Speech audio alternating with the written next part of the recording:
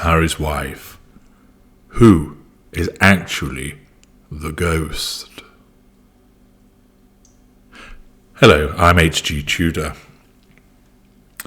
The leaking of Spare in Spain has led to lots of excerpts, revelations, bouncing around the globe.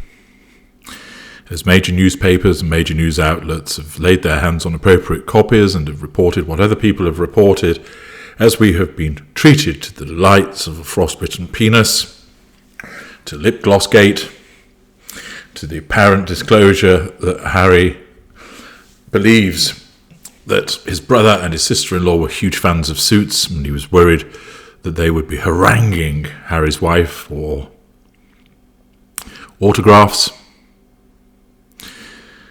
that Harry's wife channeled the spirit of Diana to give Harry guidance and clarity whilst attending her grave, that Harry had a shag in a field behind a pub and that was treated like a stallion, that he got off his tits on laughing gas whilst his wife was apparently giving birth, and so many other bombshells that have originated.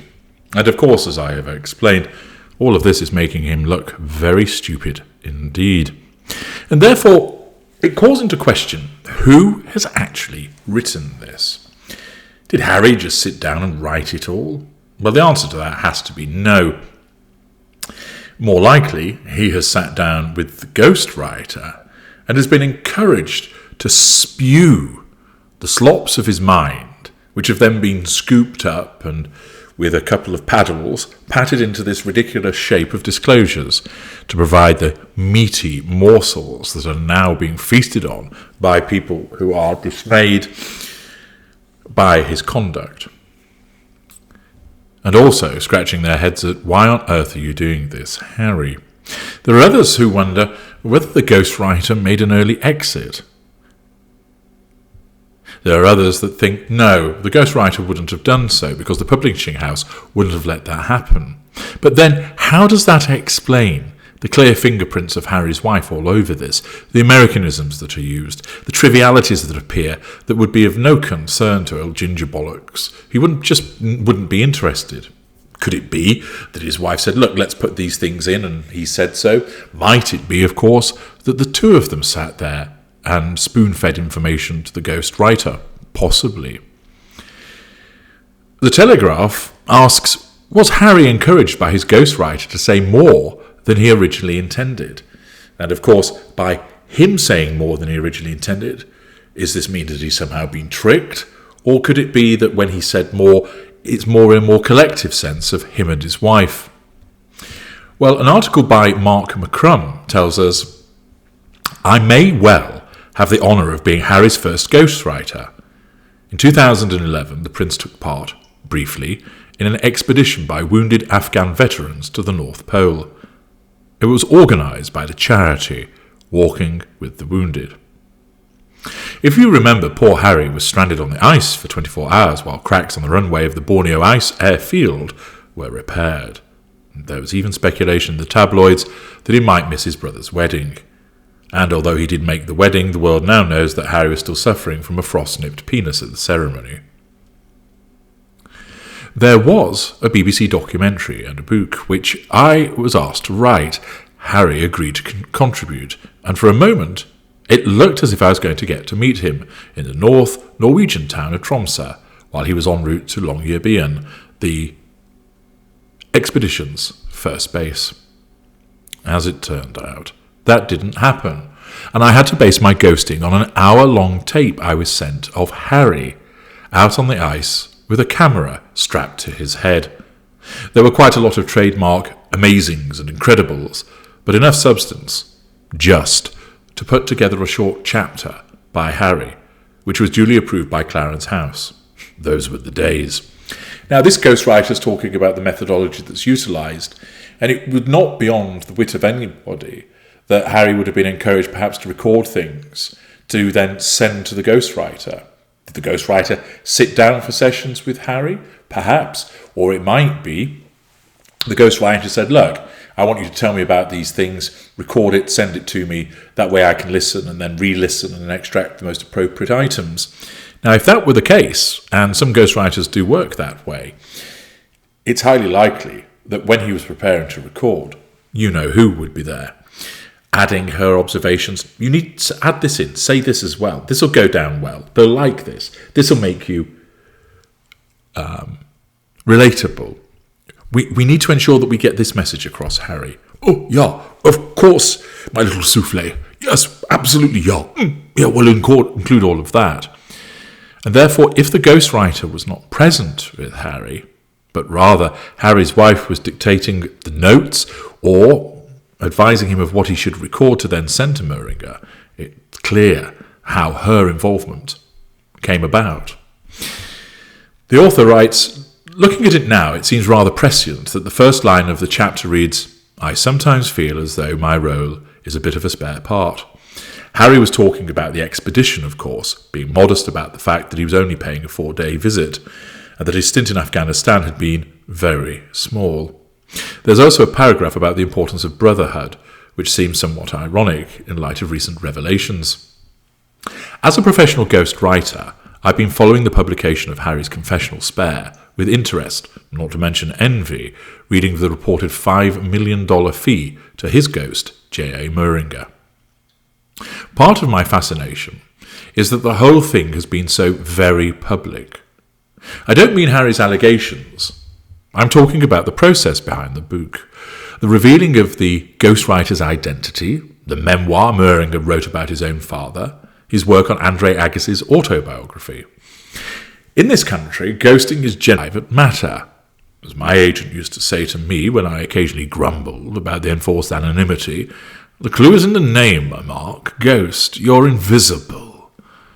Over years of watching books I'd written, climbing to the top 10, I got used to this role, which extended to not being invited to the launch party, on one occasion, not even being invited to the publisher's in-house celebration of the book's acquisition.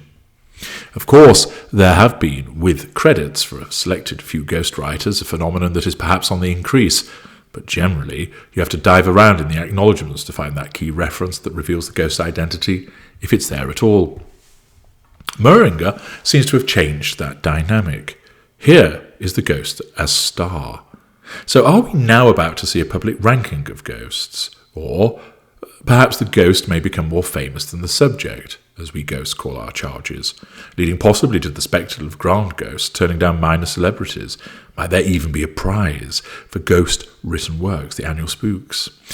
God knows we could do with one to elevate the best of this work from the all-too-frequent dross. Another thought buzzing around my head in this case relates to responsibility. As a ghost, you are often privy to deep personal secrets. Indeed, in order to get your subject to really delve down into the difficult details of their past, you need to promise the famous man or woman you are sitting with that whatever they tell you, on or off the record, it will remain private, unless they wish it otherwise, and you have to mean that, come what may. One subject I worked with told me a story about having a threesome with a woman and a dog, while her partner encouraged them via a video link from a distant city. Not one for the book, obviously, but there was never any suggestion that I would run off to a newspaper and sell such a tale. Taking this necessary discretion further, there are times, especially when working with subjects who may be younger and less experienced than you, when you actively have to advise that an opinion or a story be left out. This advice can extend to heated argument, with the ghost in an almost avuncular role. Your opinions on female genital mutilation are not necessary and will really harm you, I remember telling one client with some force. Luckily, he listened to me, but at the time I was thinking, this is bizarre. The invisible hand actively arguing against his own best interests. This is not to say that you won't sometimes use tricks to get a subject to open up. One of mine is to try and spend time with my client over a drink in the evening when the tape is off and intimate subjects that have been touched on but not followed up on record can be discussed and enlarged on. A little bit of sympathy or reproving laughter at this point can work wonders. And the following day, the story, now told, and so out there between you, can hopefully make its way into the transcript. Have I ever, in one of those downtime sessions, confessed to doing something I haven't? Pour encourager les autres? That would be telling. What makes me wonder about Moehringer and Harry, Having extracted the all-too-frank admissions that are now splashed over the newspapers, didn't the avuncular ghost see fit to counsel silence on some subjects? Obviously, not at all. Now, of course, the author here is raising a legitimate point, wondering why hasn't the ghost said, keep quiet about this? Why hasn't the ghost said, this doesn't need to go in? Is it because the ghost doesn't care? Is it because the ghost is no longer there and there is a different ghost functioning? Revelations, the author continues, about family relationships are essential to the story, but the killing of 25 Taliban are not. Had I been doing this job, I'd have strongly advised against including that. Of course, the advantage of being an entirely private ghost means that you don't have to deal with any flack you have, wittingly or not, created. It was Robbie Williams who had to answer for any revelations about his private mindset that he'd shared with me for his #1 bestseller, Somebody Someday, being Robbie. He was elusive as charm himself, telling The Independent, I haven't read it. It's full of words. You could well imagine Harry coming out with that, couldn't you? What? My autobiography? No, I haven't read it. There were no potato prints in it. No pictures. Well, a handful of pictures, but not the pictures I wanted, no cartoons. It was full of big words. I wasn't interested. Harry has no defence, sadly. Everything he's been encouraged by Moehringer to say is out there for him to answer. But again, I'd ask the question, has he been encouraged by Moehringer? Or is there another ghost at work?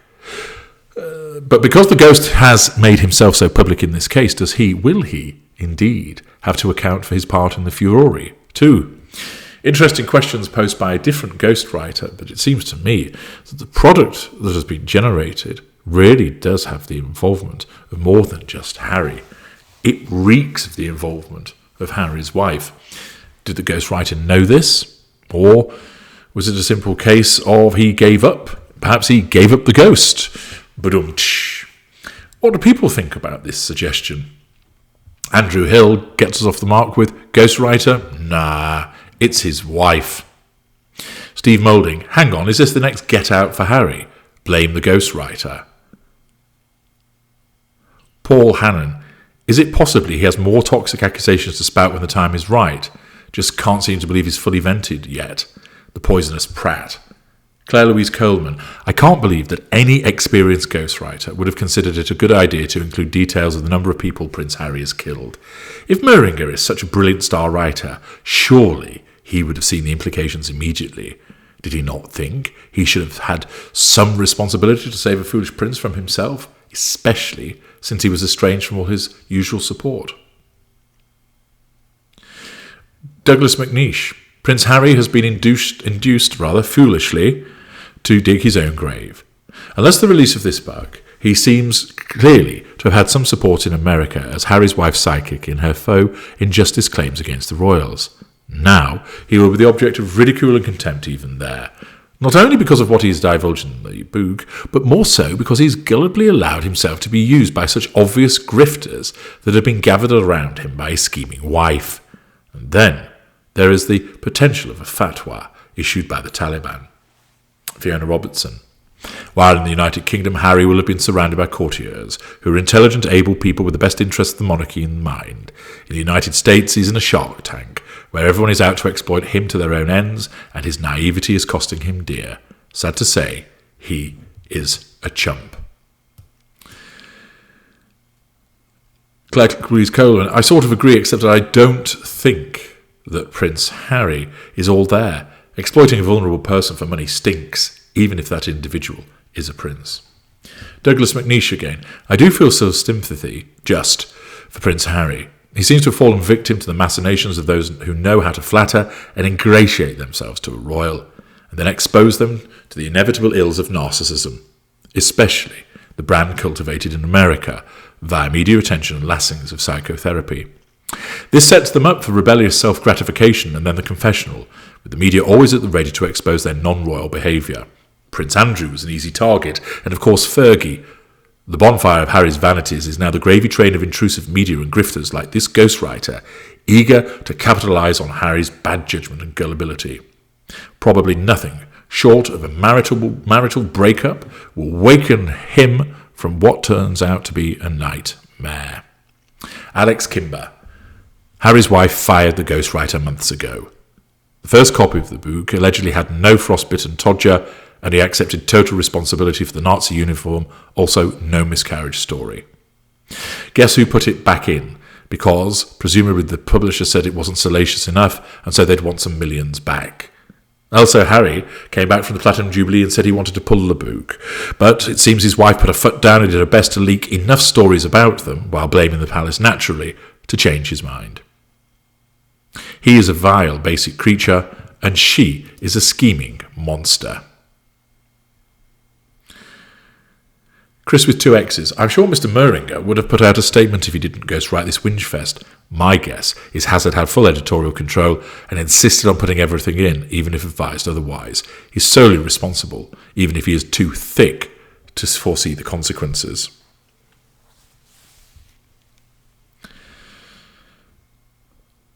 Roderick Cooper, the royal family have been keeping their usual dignified vow of silence in response to Harry's ever more bizarre claims.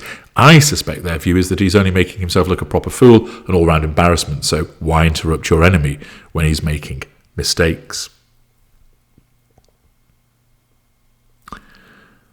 Carleen Stevens, let's not be deflecting responsibility for anything in this book. The blame lies squarely with Harry and with his wife, as any reasoning person following this debacle has to conclude.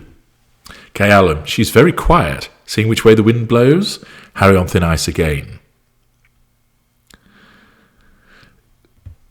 50. I guess the millions received by the ghostwriter included payment for loss of future earnings, as it is doubtful he'll be employed again after such a hatchet job on someone so painfully dim. One does wonder where Harry's wife is on all this. Can only include that her narcissism is so overbearing that she's blinded to any other reality than her own, and that from the reports of bullying those employed by this couple have learnt not to challenge this reality. Or is it that having rinsed out every last dollar, she sees the end of the utility in her relationship with Harry and has left him to bury himself before using this to engineer her exit?